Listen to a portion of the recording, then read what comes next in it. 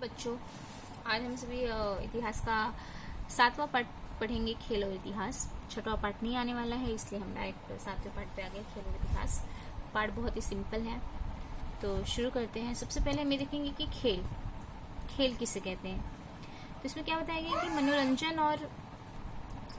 मनोरंजन और शारीरिक व्यायाम की दृष्टि से की जाने वाली कृति को खेल कहते हैं। यानी कि इसमें आपका मनोरंजन भी हो जाता है ना, और आपका एक शारीरिक व्यायाम भी हो जाता है।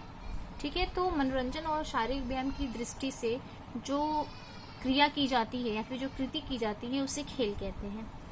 ठीक है, अभी देखो यहाँ पे क्या बताया गया कि मानो जितना प्राचीन है खेलों का इतिहास उतना ही प्राचीन है ना। ऐसा तो है नहीं कि खेल अभी ये कोई नया कॉन्सेप्ट है, अभी नया नया आया हुआ है के टाइम का है। खेल क्या है, बहुत ही प्राचीन है। ठीक है, क्योंकि खेलना मनुष्य का क्या है, जन्मजात स्वभाव है ना। आप लोग देखते ही हो कि छोटे बच्चे किस तरह से खेल खेलते हैं, अपना खेल बना लेते हैं, खेल लेते हैं, अपने आप को इंटरटेन भी कर लेते हैं। ठीक है, तो समय के साथ साथ क्या हुआ, ये खेल में भी बदलाव होने लगा धीरे धीरे। ठीक है, प्राचीन समय में क्या था कि शिकार करना तो एक आजीविका का साधन भी था। ठीक है, साथ ही साथ वो क्या था, एक तरह का खेल था, है ना। वो खेल भी खेलते थे, उनका मतलब वो खेल ही रहता था, उनका एक मनोरंजन का भी हिस्सा रहता था, उससे वो एंटरटेन भी होते थे। ठीक है, तो अगर आप देखते रहोगे महाभारत वगैरह, तो आपको पता है कि जैसे युद्ध, कुश्ती, रथों और घोड़ों की दौड़ तथा शतरंज, है ना, चेस वगैरह, ये सब जो खेल थे ये प्राचीन समय के ही थे। प्राचीन समय में ही, मतलब प्राचीन समय से ही चले आ रहे हैं। ठीक है ना, समझ में आया? गुड। अभी यहाँ पे देखो बताया गया है कि कहाँ कहाँ पर खेलों के प्रशिक्षण केंद्र है। ठीक है, ये आप लोग देखिएगा। ठीक, अब देखो यहाँ पे भी क्या बताया गया है कि क्या आप जानते हैं कि खेल और यूनान के लोगों के बीच का संबंध बहुत प्राचीन समय से है। वहां पर थाली फेंक, रथों और घोड़ों की दौड़, दंगल, मुक्केबाजी जैसे खेलों के मैचों का प्रारंभ किया जाता था। और ये प्राचीन ओलंपिक खेल प्रतियोगिता का आयोजन जो है ओलंपिया इस ग्रीक शहर में किया जाता था। जो भी वहां पे जाता था प्रतियोगिता का हिस्सा बनता था, और अगर उसमें विजय प्राप्त करता था, जीतता था, तो बहुत ही सम्मान की बात समझी जाती थी। ठीक है, यानी कहने का मतलब ये है कि ये जो खेल है वो काफी प्राचीन है, पहले से ही ये चलाया है। ठीक है, अभी खेलों का महत्व देखते हैं कि खेल खेलने से आप इसका महत्व क्या होता है, यानी कि क्या उसका इम्पोर्टेंस है। ठीक है, क्या फायदे हैं, तो वो सारी चीजें हम यहाँ पे देखेंगे। तो इसको हम पॉइंट वाइज भी पढ़ सकते हैं। ठीक है, तो यहाँ पे ये तो सभी जानते हैं कि खेल कितना जरूरी है जिंदगी में, लाइफ में। अपने आप को एंटरटेन जो है वो हमेशा करना चाहिए। तो सबका अपना अलग अलग तरीका रहता है, अलग अलग साधन रहता है खुद को एंटरटेन करने का, खुद को मनोरंजक बनाने का।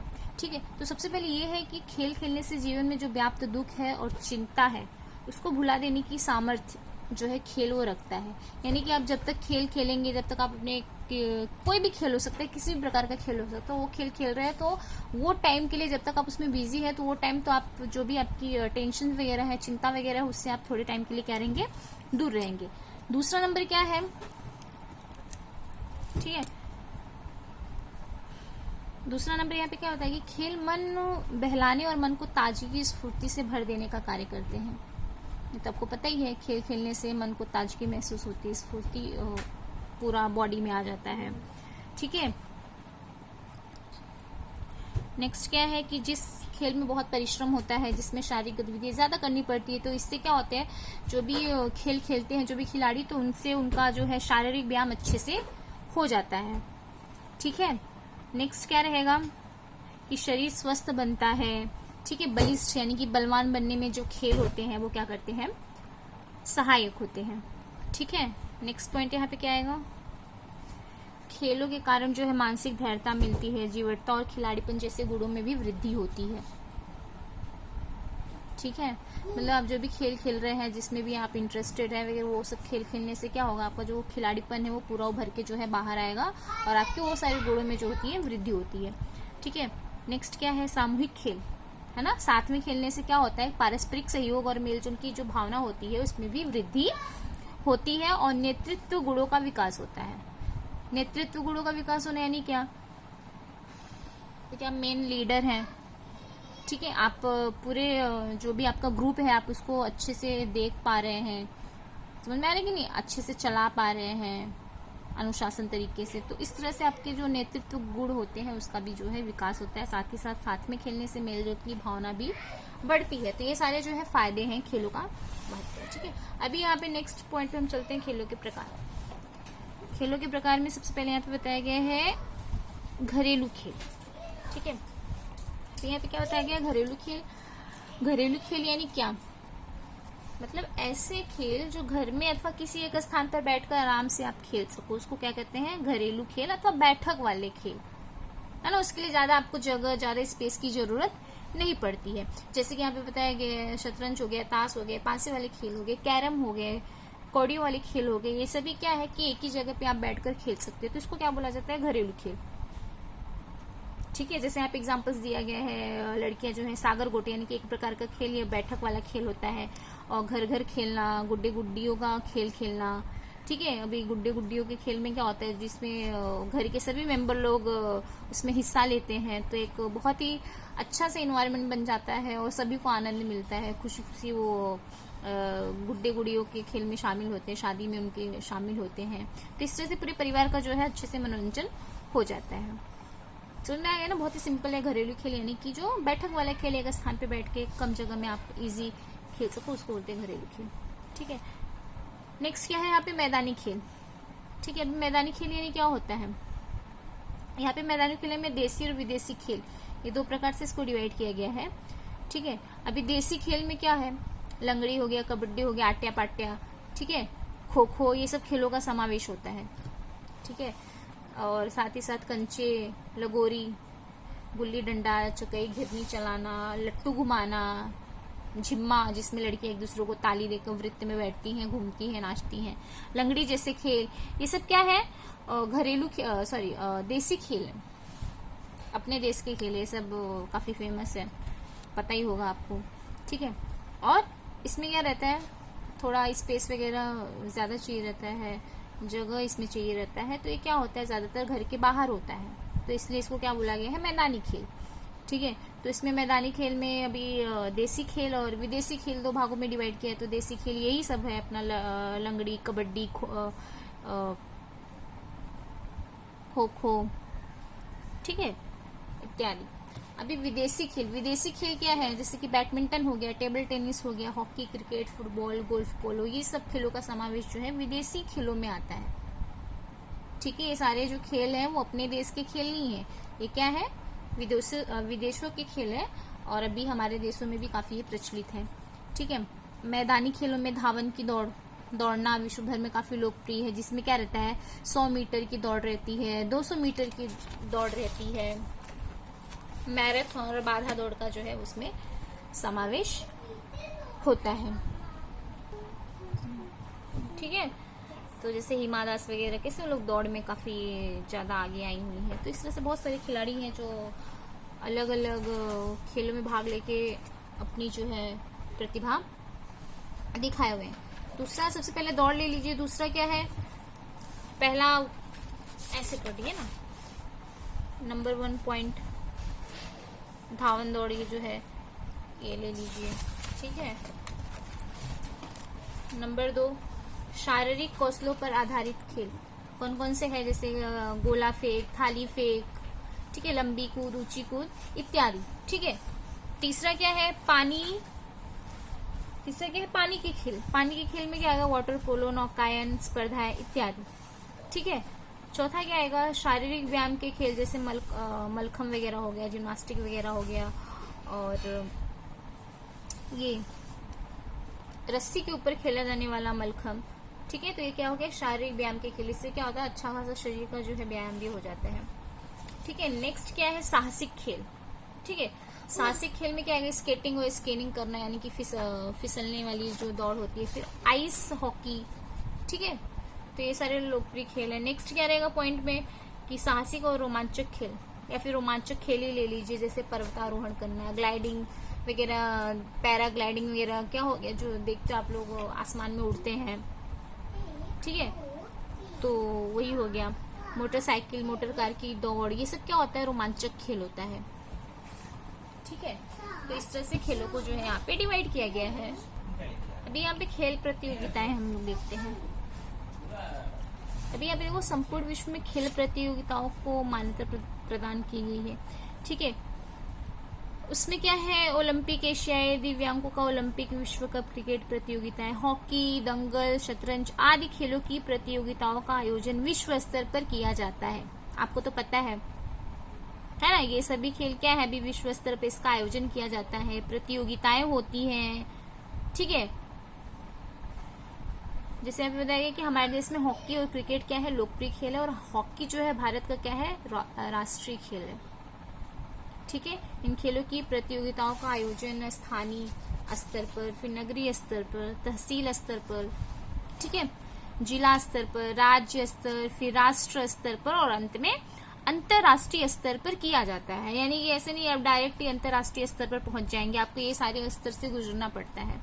ठीक है, फिर जैसे जैसे आप उसमें अच्छी अपना मतलब कि अपना अच्छा कौशल दिखाते जाएंगे, वैसे वैसे आप आगे की स्तर की तरफ बढ़ते जाएंगे। ठीक है, और फिर एक राष्ट्रीय लेवल तक अगर आप पहुंच गए या फिर एक इंटरनेशनल लेवल तक पहुंच गए तो मतलब एक अच्छा करियर जो है आपका फ्यूचर ये खेल में है। पहले ऐसा होता था कि सिर्फ पढ़ाई करो, खेल वगैरह में ज्यादा कुछ चांस नहीं है। ठीक है, अपॉर्चुनिटीज नहीं है, लेकिन अभी क्या है कि अगर आप खेल में इंटरेस्टेड हैं, खेल खेलना चाहते हैं, उसमें आप अच्छा कर रहे हैं, तो आप इसमें भी अपना जो करियर वगैरह है, भविष्य वगैरह है, वो बना सकते हैं। आप देख ही रहे हैं, कोई भी खेल हो, सभी का अभी एक अच्छा खासा स्तर बन चुका है। अगर आप उसमें जाएंगे, अपना करियर बनाएंगे, तो उसमें आपको अच्छा, तो आपके लिए अच्छा रहेगा। ठीक है, जो इंटरेस्टेड है उनके लिए।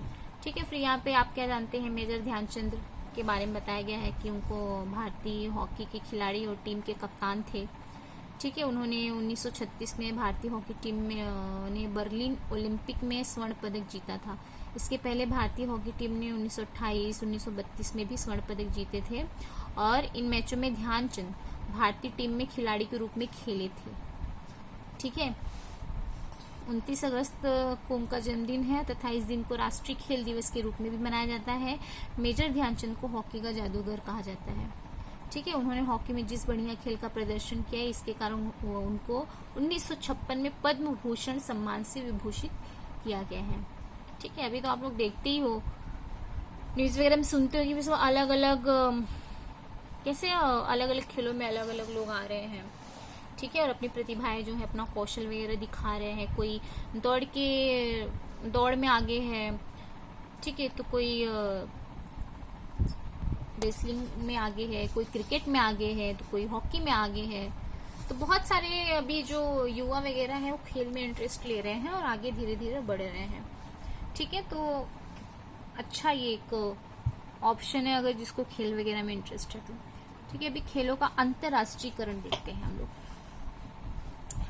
अभी 20वीं 21वीं शताब्दी में खेलों का क्या हो चुका है, अंतरराष्ट्रीयकरण हुआ है।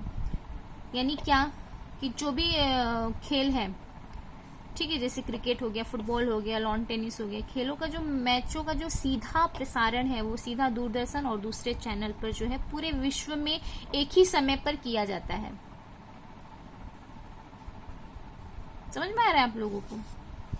ठीक है, तो इससे क्या होता है कि जो देश सहभागी भी नहीं है उस खेल में तो वो भी उसका आनंद लेते हैं। ठीक है, और जो सहभागी है वो भी उसका आनंद लेते हैं। ठीक है, जैसे यहाँ पे एग्जाम्पल दिया गया है कि विश्व कप क्रिकेट प्रतियोगिता में भारत के फाइनल में पहुंचने पर विश्व भर के लोगों ने यह मैच देखा था। ठीक है, और विश्व के दर्शकों ने खेल की आर्थिक नीतियां बदल दी है। शौकिया खिलाड़ी सीखने की दृष्टि से मैच देखते हैं, दर्शक मनोरंजन की दृष्टि से देखते हैं, और विविध कंपनियां इन मैचों की ओर से विज्ञापन के अवसरों के रूप में देखती हैं। खेल से संन्यास प्राप्त खिलाड़ी दर्शकों को मैच की जानकारी देकर समझाने के लिए आते हैं। ये सब पॉइंट्स आपको समझ में आ गया होगा। ठीक है ना, मतलब जो शौकिया खिलाड़ी है जिसको ये क्रिकेट वगैरह में इंटरेस्ट है तो वो अपना इंटरेस्ट बढ़ाने के लिए देखते हैं। जो दर्शक रहते हैं सिर्फ वो मनोरंजन की दृष्टि से देखते हैं। ठीक है, विविध कंपनियां इन मैचों पर विज्ञापनों के अवसरों के रूप में देखती है। जैसे आप लोग देखते ही हो कि जैसे IPL वगैरह आ रहा है तो कोई राजस्थान कोई कंपनी है तो ऐड में वो किसी अलग अलग जो भी है क्रिकेट टीम वगैरह उसको स्पॉन्सर कर रही है। समझ में आ रहा है कि नहीं? हाँ, वही सारी चीजें हैं, ऐसा सभी में है। और जैसे कि संन्यास प्राप्त यानी कि जो रिटायर हो चुके हैं खिलाड़ी, वो क्या करते हैं, दर्शकों को मैच की जानकारी देकर समझाते हैं, क्योंकि उनको अच्छी खासी वो चीज के बारे में नॉलेज रहती है, तो वो अच्छा खासा समझा लेते हैं। ठीक है, अभी खेलों की सामग्री और खिलौने। छोटे बच्चों का मनोरंजन होने और उन्हें शिक्षा प्राप्त होने की दृष्टि से रंग बिरंगे विभिन्न साधन और उपकरण उपलब्ध होते हैं, उन्हें क्या कहते हैं, खिलौने। ठीक है, प्राचीन स्थानों पर हुए उत्खनन में मिट्टी से बनाए गए खिलौने पाए गए। ठीक है, इन खिलौनों को सांचे में अथवा हाथ से कसकर दबाकर बनाया जाता था पहले के टाइम में। ठीक है, और अगर हम आज की बात करें तो हम लोग देखते हो कितने सारे खिलौने हैं, कितने अलग अलग, कितने विविध प्रकार के खिलौने हैं। ठीक है, प्राचीन समय भारतीय साहित्य में पुतलियों का उल्लेख मिलता था। शूद्रक के एक नाटक का शीर्षक मृच्छ कटिक है। मृच्छ कटिक का मतलब क्या होता है, मिट्टी की गाड़ी। ठीक है, यानी कहने मतलब कि है कि ये जो खिलौने हैं इसका भी क्या है, इतिहास से गहरा संबंध है। ऐसा नहीं कि ये जो भी खिलौने हैं, खेल है, सब भी नया नया आया है, इसका पहले कुछ लेना देना नहीं था। तो पहले था, तो पहले के जो भी खेल वगैरह थे, खिलौने वगैरह थे, पहले के अनुसार रहते थे, पहले की जैसी सुविधाएं थी। और अब का देख रहे हो आपकी, जैसे जैसे हम आगे बढ़ रहे हैं, है ना, जैसे जैसे हमारी टेक्नोलॉजी वगैरह आगे बढ़ रही है, तो वैसे वैसे आप लोग देखते हो कितने अलग अलग प्रकार के खेल भी आ गए हैं। ठीक है, और कितने अलग अलग प्रकार के खिलौने भी आ गए हैं। समझ में आ रहा है ना? अभी खिलौने और इतिहास। खिलौनों के माध्यम से इतिहास और तकनीकी विज्ञान पर प्रकाश डाला जा सकता है। धार्मिक सांस्कृतिक परंपराओं का इससे क्या होता है, हमें बोध होता है। ठीक है, जैसे कि आप एग्जाम्पल क्या दिया गया है कि महाराष्ट्र में दीपावली में मिट्टी के किले और गढ़ बनाने की लंबी परंपरा है। ठीक है, और इस मिट्टी के किले गढ़ों पे क्या होता है, छत्रपति शिवाजी महाराज और उनके सहयोगियों की प्रतिमाएं रखते हैं। ठीक है, और जिससे हमें इतिहास के बारे में या फिर शिवकालीन यानी कि शिवाजी महाराज के बारे में यहाँ पे हमें जानकारी मिलती है। ठीक है ना, अभी ये सब तो आप लोग भी बनाते हैं, आप लोग को पता ही है। ठीक है, जैसे यहाँ पे ये बताया गया कि इटली के पोपई शहर में हुए उत्खनन में एक भारतीय हस्तिदंत से बनाई हुई गुड़िया पाई गई। ठीक है, और ये गुड़िया पहली शताब्दी की होनी चाहिए, ऐसा इतिहासकारों का अनुमान है। तो इससे ये पता चलता है कि भारत और रोम के बीच में क्या था, संबंध था। ठीक है ना, जब संबंध था तभी तो वहां पे भारतीय हस्तिदंत की गुड़िया पाई गई है। जब कोई संबंध नहीं रहता तो भारतीय हस्तिदंत की गुड़िया यानी कि भारतीय जो खिलौने वगैरह थे वहां पे क्या करते। ठीक है, तो इस तरह से रोम का जो है संबंध भारत के साथ काफी पुराना है। ठीक है, और ये सभी प्राचीन समय में ऐसा नहीं, रोम के साथ बाकी देशों के साथ भी, विभिन्न देशों के साथ भी उसका पारस्परिक संबंध था, जिससे पता चलता है हमें। ठीक है, खेल और संबंधित साहित्य तथा फिल्में। अभी इसमें क्या है, खेल और उससे जुड़ा साहित्य एक नवीन ज्ञान शाखा है। खेलों से संबंधित पुस्तकें, कोशों को नए से बनाया जा रहा है। ठीक है, अभी अभी मराठी भाषा में मलखम का इतिहास प्रकाशित हुआ है। व्यायाम पर कोश पाया जाता है। खेल विषय पर निरंतर कलम चलाने वाली कान नाम की पत्रिका का पहले प्रकाशन होता था। अंग्रेजी में खेल विषय से संबंधित साहित्य विपुल मात्रा में पाया जाता है। खेल का लगातार प्रसारण करने वाले अनेक चैनल दूरदर्शन पर हैं। ठीक है, यानी कि ये सब साहित्य वगैरह हो गया। और फिल्मों की बात करें तो आपको पता है कि खेल और फिल्म का क्या संबंध है। ठीक है, अभी वर्तमान समय में क्या होता है, खेल और खिलाड़ियों के जीवन पर हिंदी और अंग्रेजी फिल्में बन रही है, आप लोगों को तो पता है। जैसे एग्जाम्पल दिया गया है मैरी कॉम और दंगल। ठीक है, मैरी कॉम ओलंपिक में भाग लेने वाली, कांस्य पदक प्रथम महिला मुक्केबाज, और फोगाट बहने, है ना, दंगल मूवी में आप लोगों ने देखा होगा, मैरी कॉम देखा होगा, तो ज्यादा मुझे बताने की जरूरत नहीं है। पहली प्रथम महिला कुश्ती पहलवान के रूप में जानी जाती है। दोनों फिल्में उनके जीवन पर ही आधारित है। ठीक है, अभी देखो ये सब जो भी फिल्में वगैरह बन रही हैं, तो क्या रहता है कि जिसके बारे में बना रहे हैं, फिर जिस खिलाड़ी के बारे में बना रहे हैं, तो उनसे फिल्म का जब वो निर्माण करते समय उनको क्या है, फिल्म का कालखंड यानी कि समय, उस समय की बोली जाने वाली भाषा, उनका परिधान, वस्त्र वगैरह, सामान्य जनजीवन का सूक्ष्म अध्ययन करना पड़ता है। और इन सभी घटकों का अध्ययन करने के बाद ही इतिहास को ध्यान में रखते हुए वो लोग क्या करते हैं, वहां पे फिल्म बनाते हैं। ठीक है। कोश, समाचार पत्र या फिर अन्य स्थानों पर खेलकूद विषय पर लिखते समय खेलों के इतिहास की जानकारी होना जरूरी होता है। समझ में आ रहा है कि नहीं? ठीक है। जैसे बहुत सारे एग्जाम्पल्स हैं, तो जब इस तरह की जब कुछ भी मूवीज वगैरह बन रही है तो सारी चीजों को ध्यान में रखते हुए कि वो टाइम पे वो लोग का परिधान मतलब कैसा था, वो टाइम का समय कैसा था, यानी कि कालखंड कैसा था, परिधान कैसा था, उनका बोलचाल, उनका रहन सहन, उनका तौर तरीका, ठीक है, संस्कृत सभ्यता, सभी चीजों को ध्यान में रखते हुए वो लोग मूवी बनाते हैं ताकि जो चीजें दिखाई जाए वो बिल्कुल ही सही हो और वैसा का वैसा ही लगे। ठीक है। अभी नेक्स्ट क्या है, खेल और व्यवसाय के अवसर। खेल और इतिहास को सरसरी दृष्टि से देखने पर ये दोनों भिन्न भिन्न लगते हैं, परंतु उनके बीच क्या है, घनिष्ठ संबंध है। इसका खेल और इतिहास का। इतिहास के विद्यार्थियों को खेलकूद के क्षेत्र में अनेक अवसर उपलब्ध हैं। ठीक है, जैसे मैंने आपको पहले बताया था, जैसे कि ओलंपिक अथवा एशियाई खेलों तथा राष्ट्रीय अंतर्राष्ट्रीय स्वरूप की खेल प्रतियोगिताओं के संदर्भ में लेखन करना, समीक्षण करने के लिए इतिहास के तज्ञों की सहायता लेनी पड़ती है। समझ में आ रहा है ना? खेल प्रतियोगिताओं के चलते उन खेल प्रतियोगिताओं का समीक्षापूर्ण निवेदन करने अथवा आंखों देखा हाल बताने के लिए तज्ञों की आवश्यकता होती है, विशेषज्ञों की आवश्यकता होती है। ठीक है। इन तज्ञों को दर्शकों श्रोताओं के सम्मुख खेल का इतिहास और पिछले आंकड़े, खेल में हुए अब तक के कीर्तिमान, ख्याति प्राप्त खिलाड़ी, खेल से संबंधित ऐतिहासिक स्मृतियां जैसी बातों की भी जानकारी रखना आवश्यक होता है। ठीक है। दूरदर्शन पर हॉकी, क्रिकेट, फुटबॉल, कबड्डी, शतरंज सभी खेलों का सीधा प्रसारण होता है। अलग अलग चैनलों के कारण इन खेलों से संबंधित जानकारी आंकड़ों का विवरण रखने वालों को महत्व प्राप्त हुआ है। ठीक है। यानी कि उससे संबंधित अगर किसी को जानकारी है तो ये सब में एक अच्छा व्यवसाय के अवसर है। ठीक है।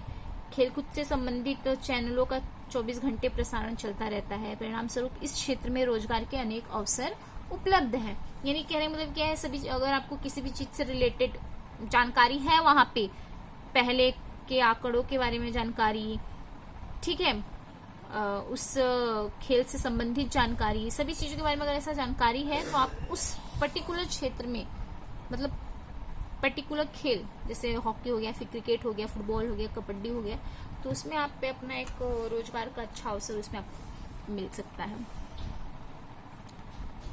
ठीक है। नेक्स्ट क्या बताया गया कि खेल प्रतियोगिताओं में पंचों का महत्वपूर्ण स्थान है। पंच यानी क्या होता है, एम्पायर। ठीक है। एम्पायर के रूप में वहां पे परीक्षाएं ली जाती हैं और योग्यता प्राप्त पंचों को जिला स्तर पर, फिर राज्य स्तर पर, फिर नेशनल लेवल, इंटरनेशनल लेवल पर कार्य करने का अवसर मिलता है। यानी कि जैसा आप उसमें अच्छा करें वैसे वैसे ही आपका आगे होता जाएगा और उसमें भी आपको एक अच्छा अवसर मिलता है। साथ ही साथ सरकारी और गैर सरकारी स्तर पर खेलों को प्रोत्साहन देने के भी प्रयास जारी हैं। खिलाड़ियों को छात्रवृत्ति देने की भी व्यवस्था की गई है और सरकारी और निजी जो कार्मिक विभागों में भी जो स्थान है वो आरक्षित रखे गए हैं। यानी कि आप देखो, जो रेलवे की तरफ से खेल रहे हैं, उस तरफ से खेल रहे हैं, यानी कहने मतलब है कि भी हर जगह जो खेलों का जो इम्पोर्टेंस है सभी को समझ में आ रहा है और उसमें एक अच्छा खासा एक मौका जो है लोगों को मिल रहा है, तो उससे लोगों को रोजगार भी मिल रहा है, अपना इंटरेस्ट भी दिखा रहे हैं। ठीक है। और अपने अनुसार उनको इंटरेस्ट है तो उसमें जिस भी खेल में जाना चाहते हैं, अगर उनको इंटरेस्ट है तो उसमें अपना वो जाके फ्यूचर वगैरह बना सकते हैं। अपॉर्चुनिटी इसमें अच्छी है। ठीक है। अभी यहाँ पे देखो क्या आप जानते हैं, मैं बताया गया कि पहले मराठी भाषा में क्रिकेट मैचों का आंखों देखा हाल अर्थात निवेदन बालचे पंडित करते थे। आकाशवाणी से इस धारा प्रवाह निवेदन यानी कि कमेंट्री करना, मतलब देखते हो ना आप लोग क्रिकेट वगैरह, तो उसमें कमेंट करते रहते हैं, बोलते रहते हैं। ठीक है। तो ये करते थे और साथ ही साथ जो भी मैदान में जो भी खिलाड़ी रहते थे उनके बारे में जानकारी देना, और खेल से संबंधित यादें और पहले किए गए कीर्तिमानों की भी वो जानकारी देते थे। तो इससे क्या होता था कि सभी लोग बहुत ही ध्यान से उनका जो रोचक कमेंट्री रहता था वो सुनते थे और बहुत ही ज्यादा लोग इनमें इंटरेस्ट लेते थे। ठीक है बच्चों, समझ में आया ना? बहुत ही सिंपल लेसन था, कुछ ज़्यादा नहीं था कि आपको समझ में नहीं आएगा। तो आप लोग ध्यान से पढ़िएगा और फटाफट मुझे सभी लोग क्वेश्चन आंसर वगैरह करके भी दिखाइएगा। ठीक है, चलो।